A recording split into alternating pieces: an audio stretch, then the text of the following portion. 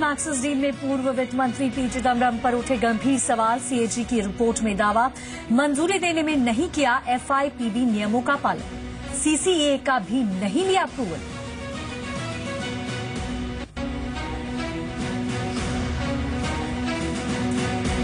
इसी सत्र में लैंड बिल पेश करेगी सरकार। कंसेंट क्लॉज और सोशल इम्पैक्ट असेसमेंट को फिर से कर सकती है शामिल। अगले हफ्ते लोकसभा में पेश हो सकता है बिल।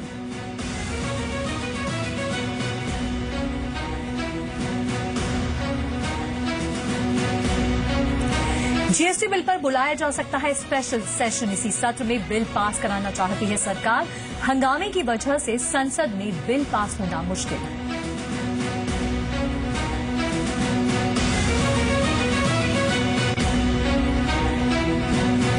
अगले महीने पाकिस्तान में होने वाली कॉमनवेल्थ पार्लियामेंट्री मीटिंग का बहिष्कार करेगा भारत। पाकिस्तान ने नहीं भेजा जम्मू कश्मीर विधानसभा के स्पीकर को न्योता।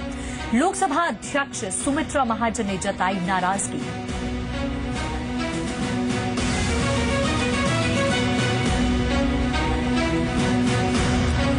मोबाइल डेटा इस्तेमाल की एसएमएस के जरिए देनी होगी जानकारी। सरकार ने टेलीकॉम कंपनीज को दिया निर्देश, सर्विस के एक्टिव या डीएक्टिव करने से पहले ग्राहकों से लेनी होगी मंजूरी।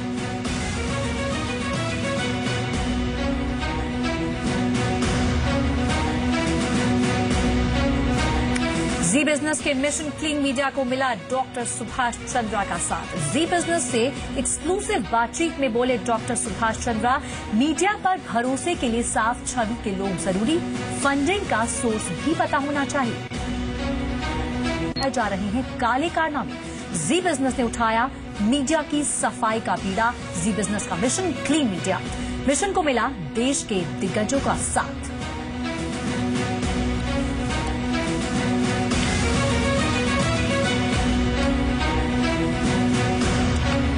उधमपुर आतंकी हमले के पीछे हाफिज सईद की साजिश की आशंका। आतंकी नावे का खुलासा, हाफिज सईद के बेटे तलहा के कहने पर किया था हमला।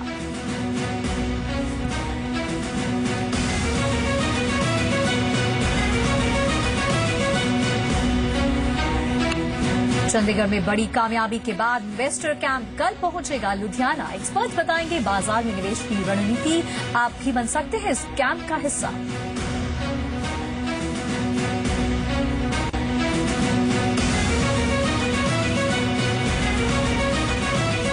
और जिस क्षेत्र में हो दिलचस्पी, वहां कैसे बनाए अपना करियर, जानने के लिए देखिए डॉक्टर सुभाष चंद्रा शो शाम 7 बजे।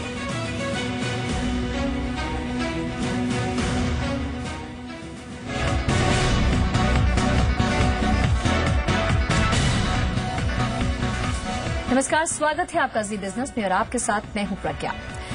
एयरसेल मैक्सिस डील में सीएजी ने पूर्व वित्त मंत्री पी चिदम्बरम की भूमिका पर गंभीर सवाल उठाए हैं। सीएजी की ऑडिट रिपोर्ट के मुताबिक पूर्व वित्त मंत्री पी चिदम्बरम ने एयरसेल मैक्सिस डील को अनुमति देने में एफआईपीबी के नियमों का उल्लंघन किया। एफआईपीबी की तत्कालीन नियमों के मुताबिक वित्त मंत्रालय सिर्फ 600 करोड़ रुपए के विदेशी निवेश के प्रस्ताव को मंजूरी दे सकता था, जबकि उसके ऊपर के प्रस्ताव की मंजूरी के लिए सीसीईए को भेजना होता था। लेकिन पी चिदम्बरम ने 3,514 करोड़ रुपए के एयरसेल मैक्सिस डील को बगैर सीसीईए की अनुमति के मंजूरी दे दी।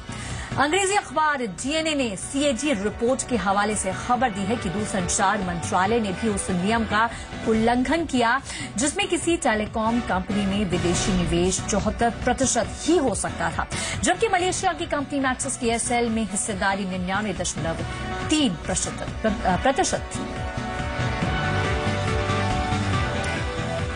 और इस खबर पर हमारे साथ हमारे सहयोगी फोन लाइन पे दीपू राय जुड़ चुके हैं। दीपू, बहुत बहुत शुक्रिया हमारे साथ जुड़ने के लिए। समझाइए क्या है पूरा मामला दीपू।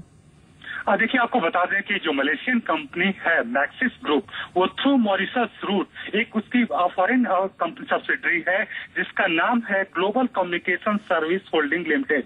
और वो दौर था 5 के आसपास जब एयरसेल डिफरेंट अपनी सब्सिडरीज के साथ एक कोलाइड हो रहा था और एक प्रोसेस में था बातचीत से कि वो एक्वायर करे मलेशिया की जो कंपनी है, जो फॉरेन सब्सिडरी है मॉरिशस के रूट से जो इंडिया में इंटरेस्टेड थी, उसने शुरुआत में जो स्टेक खरीदा वो तो एक लिमिट के भीतर था, लेकिन ग्रेजुअली वो लगातार अपनी लिमिट बढ़ाती गई और इंडियन सब्सिडरीज के जरिए, जिसमें एक जॉइंट वेंचर बना था डेक्कन करके, और उसके जरिए वो जरूरत से ज्यादा, यानी कि जो नॉर्म्स हैं बेसिकली फाइनेंस मिनिस्ट्री के अप्रूवल के, जब भी कोई बाहर से निवेश आता था तो उस वक्त ये नॉर्म था कि 600 करोड़ रुपए से जैसे ही ज्यादा का इन्वेस्टमेंट होगा बाहर से, उसके लिए कैबिनेट की आर्थिक मामलों की जो समिति है वो उस पर फैसला करेगी। लेकिन तत्कालीन वित्त मंत्री और इकोनॉमिक अफेयर्स डिपार्टमेंट, जिसके तहत FIPB आता है, उसने इन नियमों को धत्ता बताते हुए और इस पूरी डील को क्लियर कर दिया,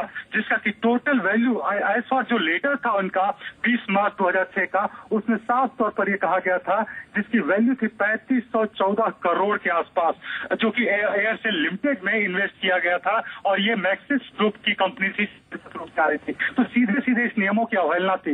दूसरा सबसे इंपॉर्टेंट पॉइंट ये था कि जो लेटर लिखा गया था 20 मार्च को, उसमें साफ तौर पर लिखा गया था कि जो रूल लागू होगा वो 21 मार्च से हो रहा था एप्लीकेबल, और उसमें जो क्वांटम था कि कितना इन्वेस्टमेंट आ रहा है उसको ही नहीं बताया गया था। और यही वजह है कि CAG ने जो अपनी रिपोर्ट की है, जो CBI को भेजी गई है, उसमें साफ तौर पर उसने कहा है कि DOT ने भी ये नहीं पूछा कि आखिर ये इन्वेस्टमेंट कहां से और कितना आ रहा है। ये दोनों जो डिपार्टमेंट, दोनों मंत्रालय हैं, उनकी भूमिका पर पूरी तरह से सवाल खड़ा कर दिया है और उस समय के वित्त मंत्री P चिदम्बरम की भूमिका पर खास तौर से स्ट्रेस देते हुए सवाल खड़ा किया है कि ये एक गलत निर्णय है, और हालांकि इसकी CBI अभी और ईडी जांच भूमिका कर रही पर है। गंभीर सवाल उठते।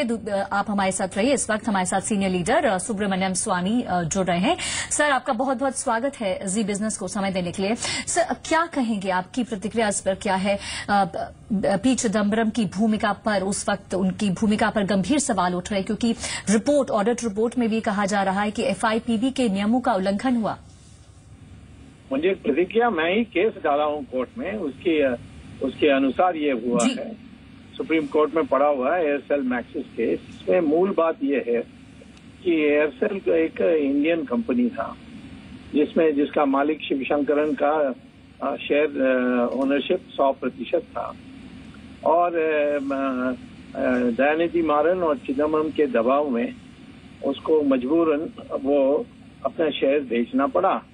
परंतु हमारे फॉरेन डायरेक्ट इन्वेस्टमेंट रूल के अनुसार जी आप अपने फॉरेनर को, ये मलेशियन मिस्टर अनंत कृष्णन थे मलेशिया के, उनका कंपनी का नाम था मैक्सिस। उस मैक्सिस को वो सिर्फ 74% बेच सकते थे, उससे वो एक सीमा थी। उस सीमा को पार करके 100% बेचने के लिए उसको मजबूर किया था, और फिर उसको फॉरेन इन्वेस्टमेंट प्रमोशन बोर्ड में क्लियरेंस लेना था, जिसका अध्यक्ष था चिदम्बरम करते थे उस समय वित्त मंत्री के नाते। और चिदम्बरम ने उसको क्लियर किया था जब उसको पता होना चाहिए था कि हमारे नियम के अनुसार, कानून के अनुसार 74 से ज्यादा नहीं बेच सकते। तो उसमें जो शेयर वैल्यूएशन है उसमें भी फर्क है और दुनिया भर की उसमें त्रुटियां हैं। तो ये सुप्रीम कोर्ट में मैंने जाकर केस डाली और उन्होंने नोटिस इश्यू किया। उस नोटिस के आधार पर CAG ने भी इन्वेस्टिगेशन की और CAG रिपोर्ट अब पेश होगी। और चिदम्बरम का CBI ने अब पूछताछ भी कर ली है, उसकी इन्वेस्टिगेशन भी हो गई है, इंटरोगेशन भी हो गई है। अब उसका सिर्फ चार्जशीट करना बाकी है जी, और वो चार्जशीट मेरे ख्याल में